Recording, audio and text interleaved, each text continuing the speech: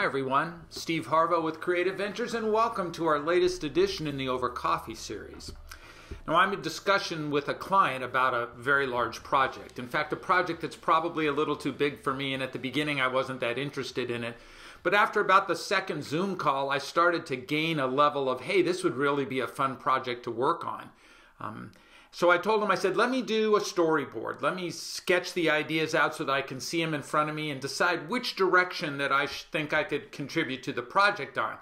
That sent me over to the sketchboard, where I drew a simple storyboard. They then said, could you take a picture of that and send it off to us? Which I said, sure, and sent it off to them. And less than 30 minutes later, I get a phone call. They said, Steve, thanks for the storyboard. Those sketches simplified this whole process, even in our own thinking, and it's our project. I said, well, being simple is a good thing.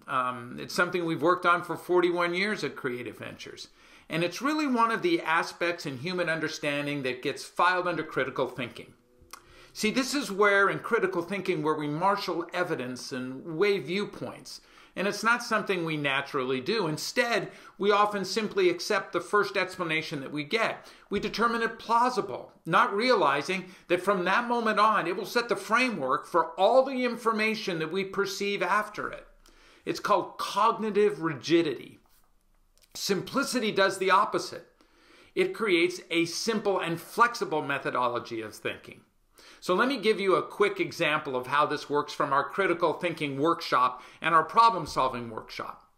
So let's say you've got a problem and you're trying to figure out what that problem is. Here's a methodology of using simplicity along the lines of finding a solution. Ask these three questions.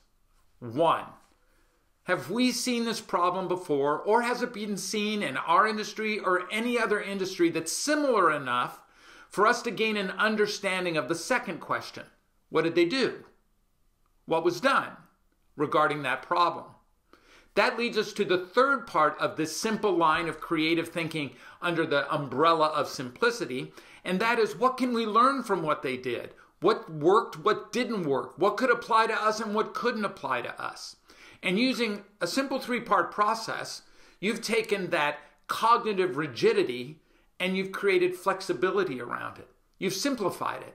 And if you can make it visual, whichever method you use, it can be a simple sketch, it can be just words, it can be any element that you want that makes the idea visible.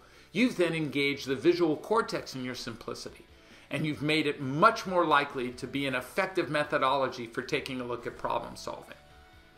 So I'm not sure if I'm going to get this project or not. I'm probably not the only person they're talking to, but I know this, that using our methodology opened the door to simplicity and helped them understand their project from a Creative Ventures perspective. So I look forward to seeing you next time on Over Coffee.